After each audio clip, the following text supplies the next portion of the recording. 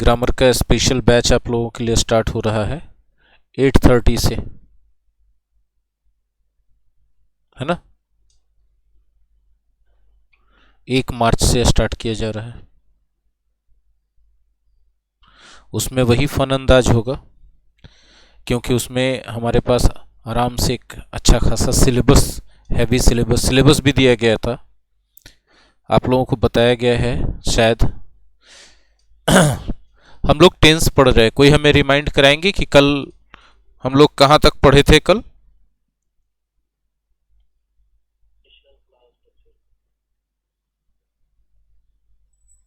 फिर से एक बार बोलें। कंडीशनल क्लॉज तक हम लोगों ने कल पढ़ा था, ठीक है। हम आज चाहते हैं कि हम आप लोगों को कंडीशनल क्लॉजेस के कुछ एग्जांपल्स दें और तब आगे बढ़ें, ठीक है। ज्यों ही वह अंदर आया त्यों ही सब लोग चुप हो गए। यह सेंटेंस सुना आपने? जैसे ही वह अंदर आया सब लोग चुप हो गए। जैसे ही वह यहां आएगा मैं उसे एक थप्पड़ मारूंगा। जैसे ही वह यहां आएगा, as soon as he will come here,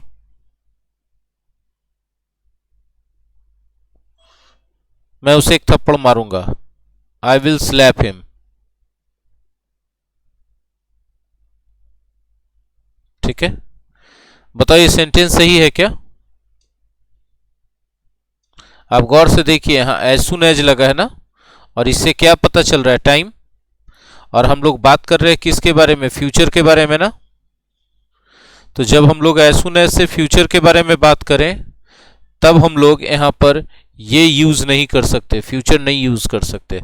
बात करेंगे फ्यूचर के बारे में, लेकिन फ्यूचर यूज करना अलाउड नहीं है, बल्कि उसके जगह प्रेजेंट इंडेफिनिट यूज करना चाहिए।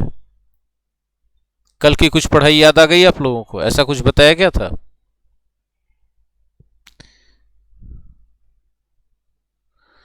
एक और एग्जांपल, वो आएगा उसके पहले मैं चला जाऊंगा। ठीक है, ही विल कम, वो आएगा, उसके पहले मैं चला जाऊंगा। बिफोर दैट, उसके पहले, बिफोर दैट आई शैल या आई विल गो। दो सेंटेंसेस है ना। अगर कोई कह दे कि भाई दोनों को कनेक्ट कर दो, आपस में जोड़ दो आपस में, तो आप कैसे बनाओगे? इसका जोड़ के बनेगा आई शैल गो, आई विल भी लिख सकते थे, बिफोर ही विल कम। सही है कि गलत है? कोई रेस्पॉन्ड नहीं करेंगे क्या? बिफोर क्या बता रहा है? टाइम। और हम लोग कब के बारे में बात कर रहे हैं? फ्यूचर के बारे में। तो जब फ्यूचर के बारे में बात करना हो और ये सब वर्ड आ जाए, तब वहां पर फ्यूचर नहीं यूज करके प्रेजेंट इंडेफिनिट यूज करते हैं। कम्स होगा। चलिए एक और एग्जांपल लेते हैं।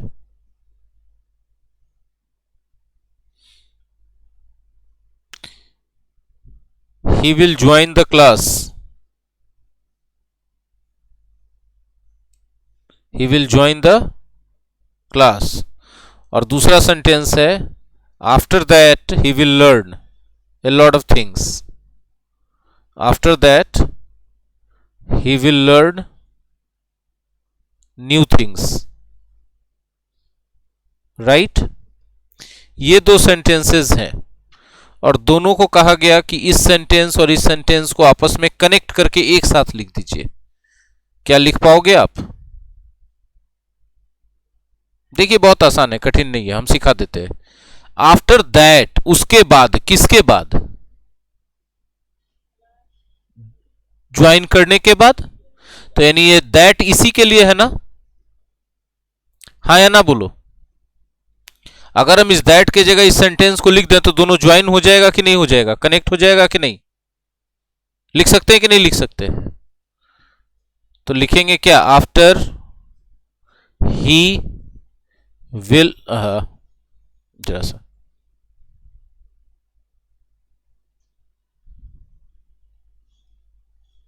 After he will join the class,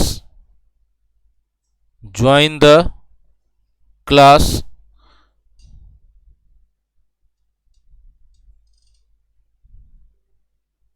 after he will join the class, comma. बोलिए कॉमा क्यों लगा?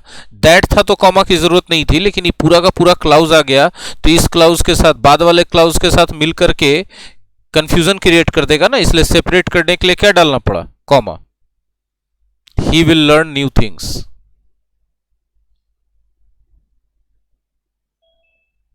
he will learn new things। ठीक है, अब जरा देखिए कहां गड़बड़ हुआ कि आफ्टर है और हम लोग फ्यूचर के बारे में बात कर रहे हैं, और आफ्टर के साथ फ्यूचर के बारे में बात करना हो तो फ्यूचर नहीं यूज करते हैं बल्कि प्रेजेंट इंडेफिनिट यूज करते हैं। तो यहां क्या हो जाना चाहिए, ज्वाइंस होना चाहिए कि नहीं होना चाहिए? बातें क्लियर है? ये बातें बताइए, क्लियर है जी? मेरे नसीब में डेली एक ही स्टूडेंट मिलते हैं जो कुछ बात करते हैं, बाकी सब चुप हो जाते हैं। एक ही स्टूडेंट डेली मेरे नसीब में है, इतने बच्चों को पढ़ाने के बावजूद। ये तो गंदी, मेरे अपने नसीब से चिढ़ लग रहा है हमको कि ऐसा कैसे, इतने बच्चों को पढ़ा रहे, बात एक ही बच्चा कर रहे। चलिए, तो ये वाला कल वाला मामला क्लियर हो गया। हम लोग प्रेजेंट इंडेफिनिट के अंदर पढ़ रहे थे इसको, हाँ कि ना जी? हाँ जी, अच्छा चलिए, आज नसीब थोड़ा सा ज़्यादा जागा है मेरा, दो लोगों ने बात करा मेरे से, ठीक है जी। मज़ेदार बात यह है,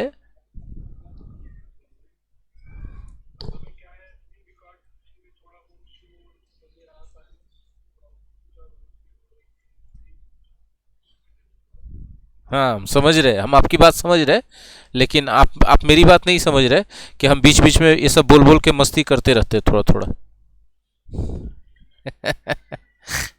ज़्यादा नहीं कर सकते क्योंकि टाइम लिमिटेशन है, बहुत सारी चीज़ें कवर कर ली हैं, ठीक है। चलिए मेरे प्यारे बच्चों, अब हम लोग जो बात करने जा रहे हैं, बहुत सारे सेंटेंसेस हिंदी में आप ऐसे बोलते हैं। अच्छा, आपकी पसंदीदा मिठाई कौन सी है बताओ?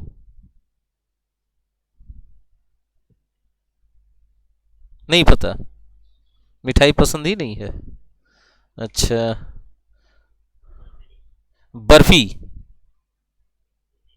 अरे वाह, बर्फी एक दिन और बताया था किसी ने, तो हमने पूछा था रणवीर कपूर वाली क्या?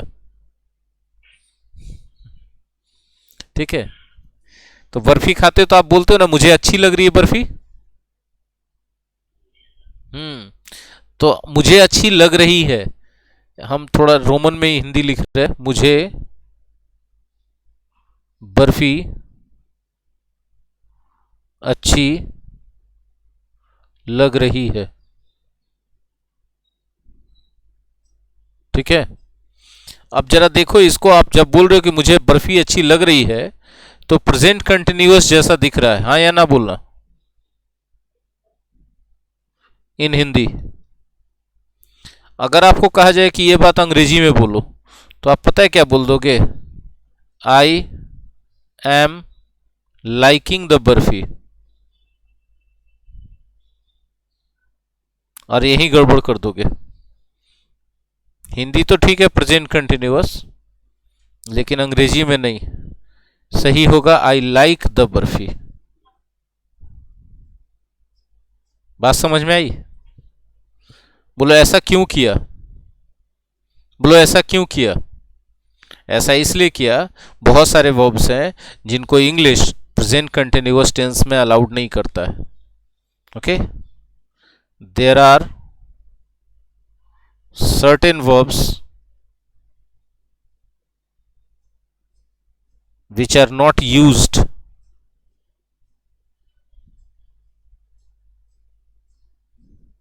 in the present continuous tense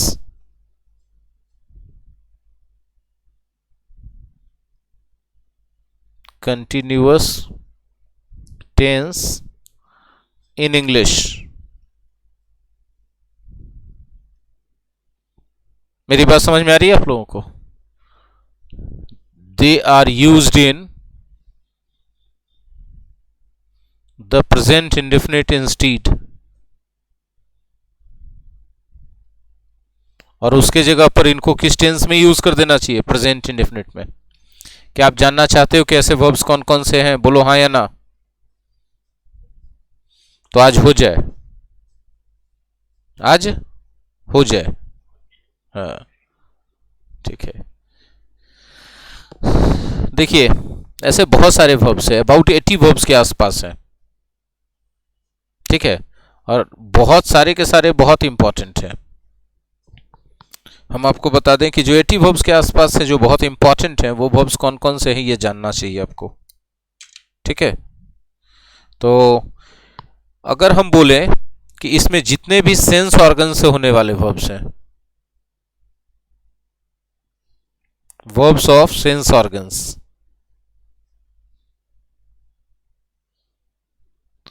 sense organs वाले कौन कौन से वर्ब हैं भाई? तो सेंस ऑर्गन वाले वर्ब देखोगे तो सबसे पहले तुमको दिखेगा फील, टेस्ट, स्मेल, ठीक है, हियर, सी, ये सारे वर्ब्स हैं। इनको हम एग्जाम्पल के जरिए समझा दें आप लोगों को पहले, राइट, वन बाय वन करके, तभी क्लियर होगा, नहीं तो नहीं क्लियर होगा। आपने कहा, किसी एक बच्चे ने कहा कि आपने रैंडम पढ़ाया है तो आप थॉरोली नहीं पढ़ा रहे। थॉरोली पढ़ा तो रहे हैं बेटा, लेकिन यही बात है कि डर भी लग रहा है मेरे मन में कि थॉरोली पढ़ाएंगे तो सारा चैप्टर बहुत वास्ट है, कहीं कुछ समय के अंदर छूट गया तो बहुत मुश्किल होगी। इसलिए हम पहले रैंडम नहीं पढ़ाए थे, इंपॉर्टेंट पॉइंट्स पढ़ाए थे जो एग्जाम के लिए था, ठीक है। अभी आ जाओ हम लोग सबसे पहले फील सीखते हैं। फील का मतलब जानते हो आप? फील का मतलब जानते हो? क्या जानते हो बताओ, कुछ तो बता दो। महसूस करना ना। महसूस कैसे करते हैं हम लोग? बॉडी से और माइंड से, दो जगह से महसूस करते हैं। राइट है कि रॉन्ग है? जैसे यदि हम बोले आई एम फीलिंग कोल्ड,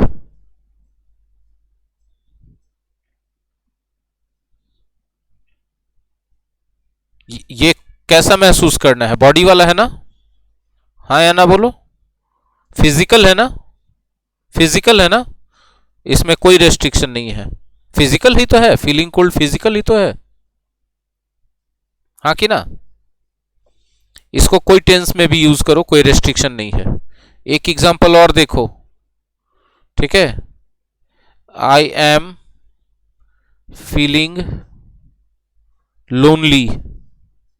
कभी कभी आप भी लोनली फील करते हो कि नहीं करते हो? बताओ हाँ या ना बोलो। ये इमोशनल है ना? ये भी सही है, लेकिन जो दूसरा पॉइंट हम बताने जा रहे हैं,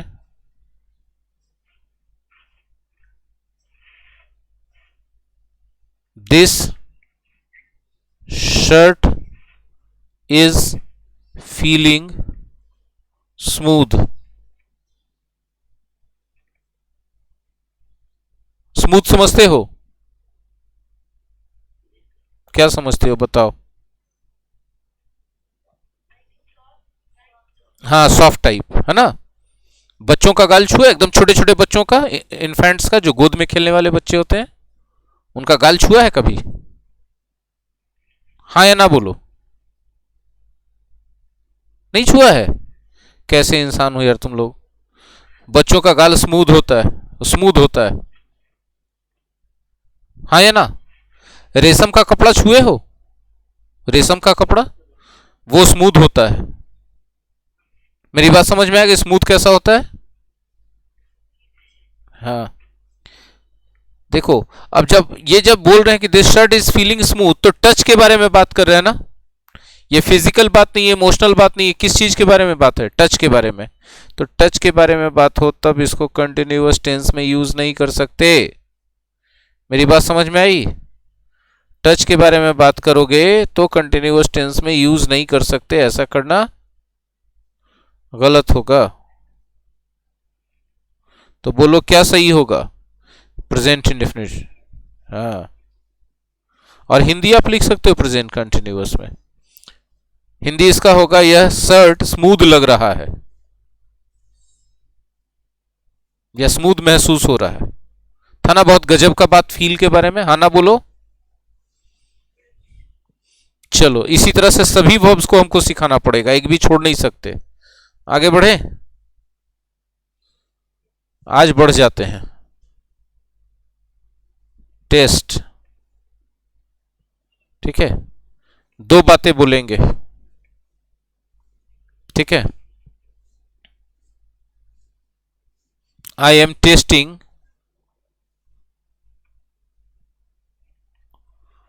दिस हलवा। हलवा जानते हो?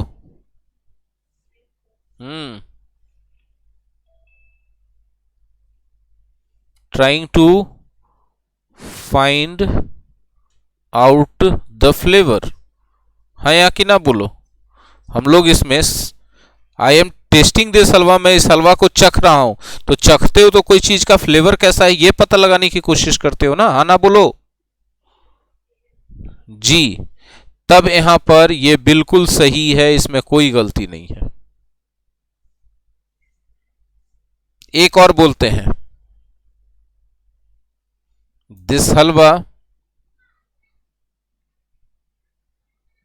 Is testing very good.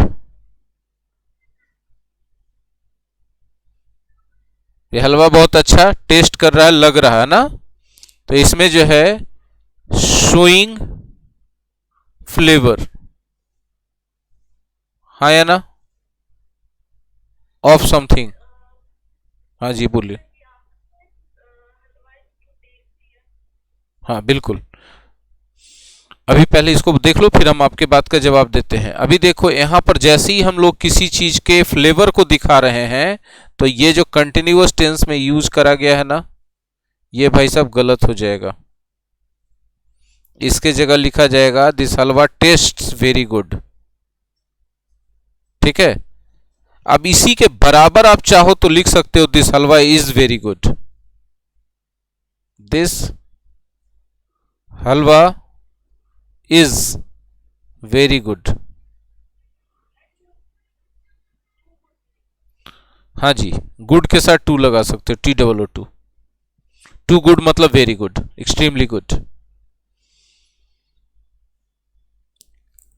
ये बात, टेस्ट वाली बात समझ में आई आप लोगों को?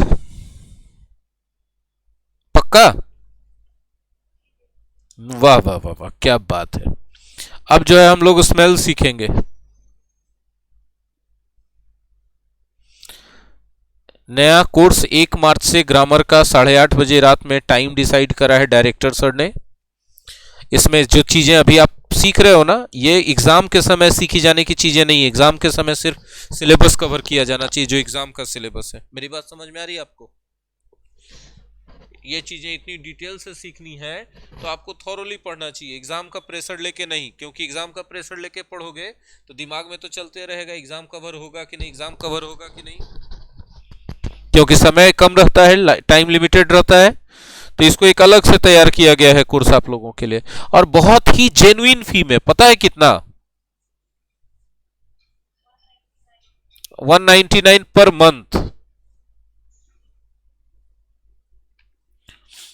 ठीक है। मतलब बीच में से नहीं पढ़ने का मन है तो छोड़ भी दें। जी सर, और देखो इसीलिए पढ़ते हो कि बीच में से छोड़ दो। गजब स्टूडेंट है यार ये सब। हाँ, इसीलिए पढ़ रहे हो कि बीच में से छोड़ छोड़ दें।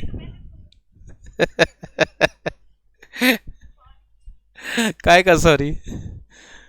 स्टूडेंट बदमाशी ना करेगा तो कौन करेगा? टीचर करेगा। बिल्कुल हक है तुम्हारा। देखो अभी हम जो बता रहे ये वाला समझ में आ गया, स्मेल को समझो, ठीक है। शी इज स्मेलिंग अ रोज, है ना? यहां भी वही मतलब है क्या, फ्लेवर फाइंड आउट करने की कोशिश की जा रही है। कोई चीज को आप सूंघ रहे हो तो क्या कर रहे हो आप, ट्राइंग टू, हाँ, ट्राइंग टू टेक या फाइंड द फ्लेवर, टेक या find the flavour, flavour by tongue और विथ नोज, हाँ, विद द नोज, राइट। एक और देखो मजा आ जाएगा, इसमें भी कोई गलती नहीं है भैया। जब आप फ्लेवर लेने की कोशिश कर रहे हो या पता लगाने की कोशिश कर रहे हो तो कंटिन्यूअस टेंस में यूज कर लो, सभी में कर लो, ठीक है। यदि हम बोलेंगे द रोज, डिस्कनेक्ट होने पे कनेक्ट करना भाई साहब, इज स्मेलिंग स्वीट, ठीक है। अब देखो इसमें आप ना तो उसका फ्लेवर ले रहे हो नाक से और ना पता लगा रहे हो नाक से, इससे क्या पता चल रहा है, स्विंग द फ्लेवर, हाँ या ना बताओ। और जैसे ही स्विंग द फ्लेवर आ गया,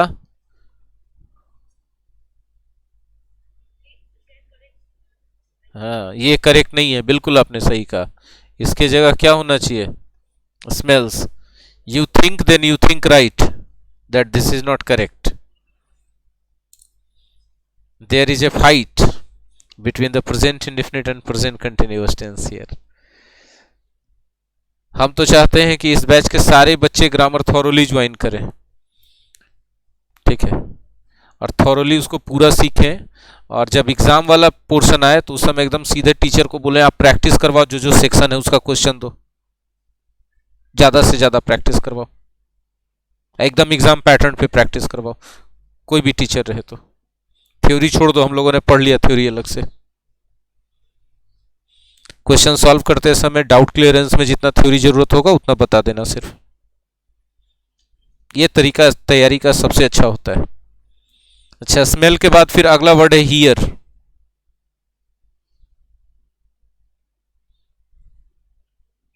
हियर क्या होता है पता है, तो हिंदी में आपने बता दिया, क्या बात है, जबरदस्त बात है, ठीक है। एक छोटा सा कॉन्वर्सेशन लिखना चाहते हैं ए और बी के बीच, लिखें क्या, ए और बी का नाम सुना होगा आपने, कहां रहते हैं दोनों, नहीं भाई ए और बी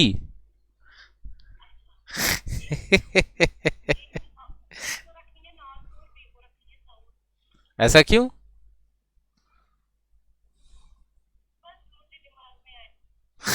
ग्रेट देखो बहुत अच्छी सेंटेंस आ रही है मेरे पास। एक ए पूछ रहा बी से, ठीक है, are you hearing some noise,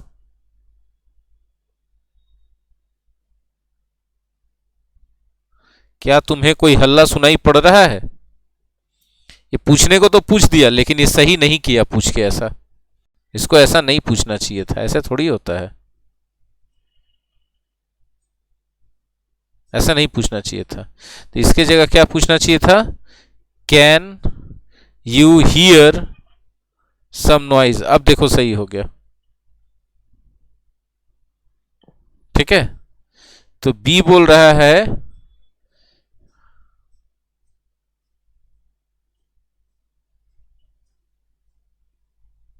देखो बी क्या बोल रहा है, no I am not hearing any noise.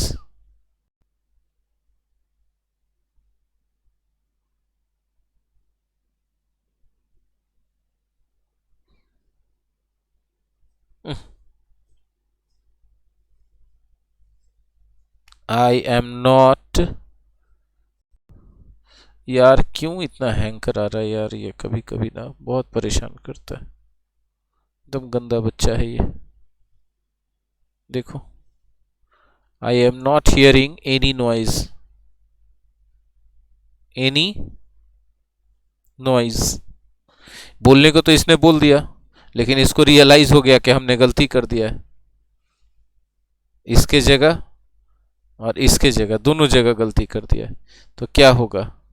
I can not hear any noise. अब ये सही हो गया। I am not hearing any noise is equal to I can not hear any noise, लेकिन सही नीचे वाला हिंदी वही रहेगा कि मुझे कोई हल्ला सुनाई नहीं पड़ रहा है। ठीक है, इसका मतलब क्या हो गया? Getting some sound in your ear, in your ear. जब ऐसा रहेगा तो इसको कंटिन्यूअस टेंस में यूज नहीं कर सकते। साफ साफ दिख गया ना? इसमें प्रेजेंट इंडेफिनिट भी नहीं लगा रहे हैं। क्या लगा रहे हैं? कैन लगा रहे हैं। बोले प्रेजेंट इंडेफिनिट लगा सकते हैं कि नहीं? बिल्कुल लगा सकते हैं। आप चाहे तो यहाँ कैन की जगह डू लिखते, वो भी सही होता, और यहाँ भी कैन की जगह क्या लिखते? Do. I do not here, वो भी इक्वली करेक्ट होता, एकदम गलत नहीं होता। ये सब सिर्फ प्रचलन है कि ऐसे होते आ रहा है। मेरे मन में और है एक सेंटेंस हियर के बारे में, आज हो जाए। ठीक है, द जज is hearing the case today. The जज is hearing the case today. अब देखो यहां पर गिविंग जजमेंट के मामले में सेंस आ गया, हाँ या ना? अब गिविंग जजमेंट के मामले में आ गया तो जिस भी टेंस में यूज करो कोई गलती नहीं है। बात समझ में आ गई? हाँ ना बोलिएगा। जी सर। तो देखिए हमने आपको ये सारे वर्ड्स, अच्छा सी अभी बाकी है, सी को भी बताना है। देखिए सी को देखिए, ठीक है, बहुत मजेदार है। फिर से ए और बी के बीच हम कॉन्वर्सेशन करवा देते हैं। ठीक है, are you seeing a tree over there? Tree over there, क्या तुम्हें वहां पर कोई पेड़ दिखाई पड़ रहा है? तो बी जवाब दे रहा है नो, नहीं, आई am not seeing any tree. मुझे कोई पेड़ दिखाई नहीं पड़ रहा है। जैसे इन लोगों ने ऐसा बोला, इनके बोलने से ये मामला गलत हो गया, ये मामला गलत हो गया। इसके जगह होगा no I can't see any tree, can't see. या आप चाहो तो इसके जगह पर डोंट भी लगा सकते थे, आई डोंट सी, तो भी सही होता। बात समझ में आ रही है? अब ऊपर वाले में क्या मामला है? तो ऊपर भी तो गलत ही है। ठीक है, सही क्या होगा? कैन या डू? यहां पर see. Can you see some tree? Can you या do you see a tree over there? Can you see a tree over there या do you see a tree over there? ये भी सही, और इसके जगह ये लगा देंगे तो ये भी सही हो जाएगा। अभी देखो यहां पर जो आपने बात करा वो विजिबिलिटी के बारे में बात किया, हाँ या ना? जब विजिबिलिटी के बारे में बात करेंगे, विजिबल होने के बारे में बात करेंगे, तो वहां पर हम लोग फिर कंटिन्यूअस, प्रेजेंट कंटिन्यूअस नहीं यूज करेंगे, बल्कि प्रेजेंट इंडेफिनिट या फिर कैन का यूज कर दो, या फिर किसका यूज कर दो? कैन का। आई होप की चीजें क्लियर है आप लोगों को, हाँ ना बोलिएगा। हाँ, लेकिन अभी मेरा मन नहीं भरा, अभी हम एक बात तो और करेंगे ही करेंगे। कर लेना? वाह वाह, क्या बात है। I am seeing my advocate, my advocate today. यहां देखिए तो आप एडवोकेट से मिलने जाते हैं तो मीट करते हैं ना, मीट करते हैं और बाय अपॉइंटमेंट मीट करते हैं। ऐसे डायरेक्ट नहीं चले जाते हैं वकील से अपने मिलने के लिए, पहले फ़ोन करके उनको पूछते हैं क्या फ्री है ना सर, कितने बजे आ जाएं, हाँ या ना। हाँ, तो वहां पर इसको कंटिन्यूअस में भी यूज़ कर देंगे तो कोई गलत नहीं होगा। देखिए मेरे प्यारे बच्चों, हमने ऐसा बताया कि 80 वर्ड्स हैं टोटल। कितने वर्ड्स हैं? 80 वर्ड्स हैं जिनको कंटिन्यूअस टेंस में यूज़ नहीं किया जाना चाहिए, बल्कि कंटिन्यूअस के बदले इंडेफिनिट में यूज़ किया जाना चाहिए। मेरी बात समझ पा रहे हैं आप लोग? ठीक है, इसमें से हमने अभी सिर्फ 4-5 बताया है, 4-5 का सिचुएशन दिया है। अभी और आगे चलते हैं। ठीक है, अब देखिए जो आगे हम बता रहे हैं, एक्शंस, हम लोग बात कर रहे हैं एक्शंस ऑफ माइंड। बोले सर ये क्या होते हैं? ये भी एक्शंस हैं ऐसे, या ऐसे वर्ब्स हैं जिनको आप जनरली कंटिन्यूअस में नहीं यूज कर सकते हैं, जैसे थिंक, होप, ठीक है, believe, assume, right, acknowledge,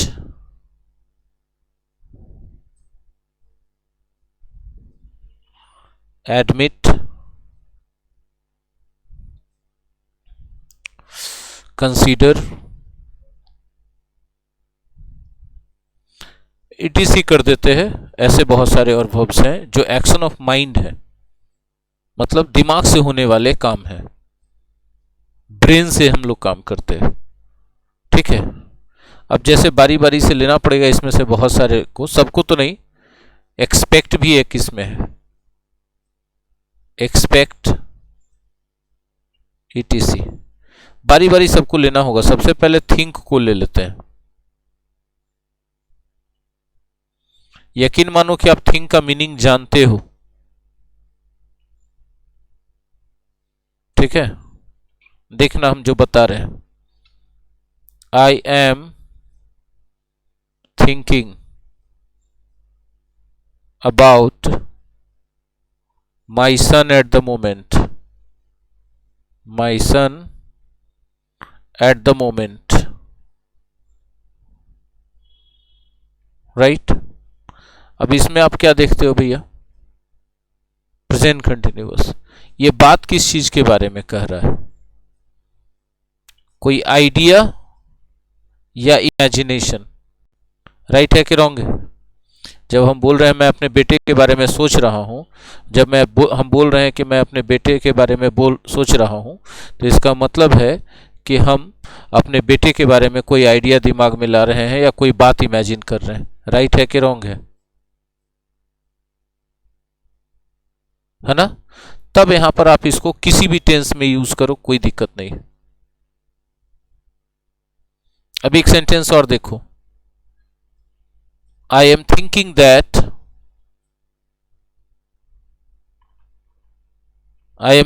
that they will support us.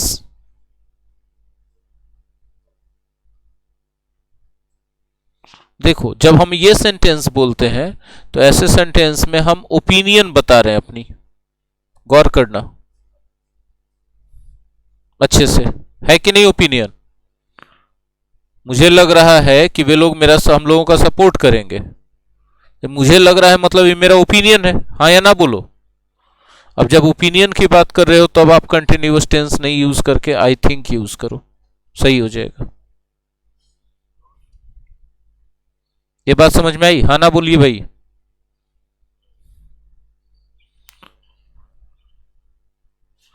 Expect, expect क्या होता है? देखो बहुत सारी चीजें हम बताने वाले हैं। नहीं, हाँ वर्ब तो है ही, वर्ब है, बिल्कुल सही, इसमें सारे वर्ब्स का ही बात होगा।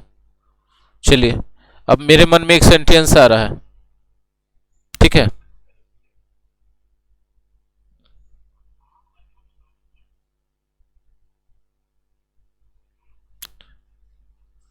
शी इज एक्सपेक्टिंग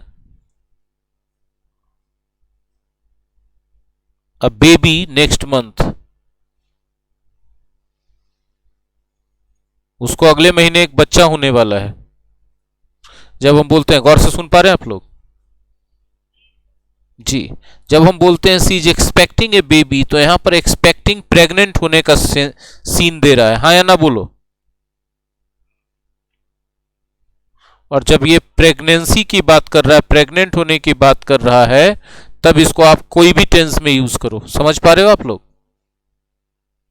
वाह वाह क्या बात है, वाह वाह क्या बात है। बताइए क्या बात है, हम देख लेंगे, समझ लेंगे, आज हो जाए।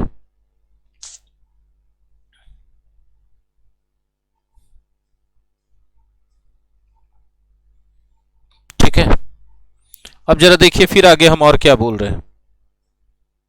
ठीक है, और एग्जाम्पल है मेरे दिमाग में।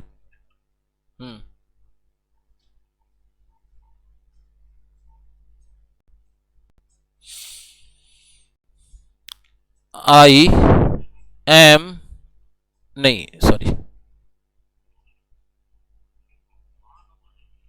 नॉइज जिनके तरफ है वो बंद कर दें, बातें बातें ना करें प्लीज, माइक म्यूट कर दें, माइक म्यूट करें, माइक म्यूट करें, माइक म्यूट करें, माइक म्यूट करें, माइक म्यूट करें, yes good good.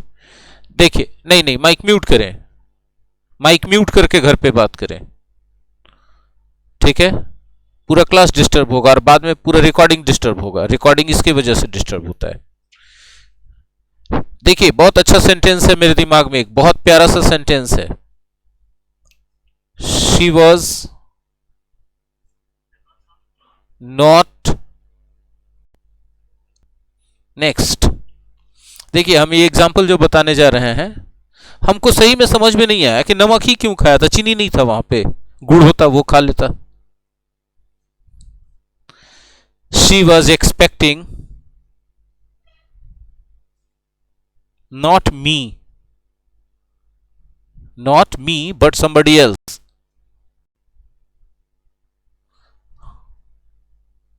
Not me.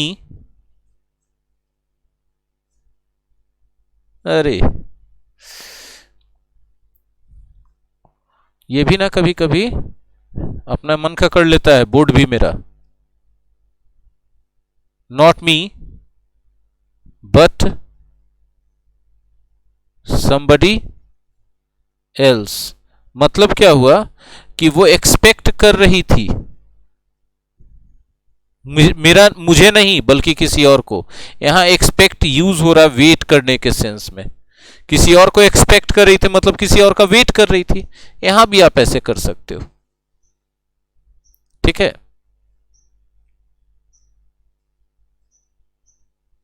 चलिए एक और देखिए।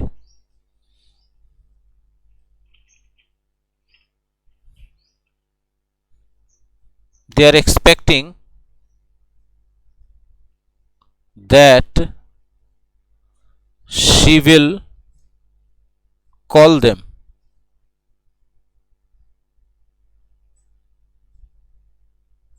राइट।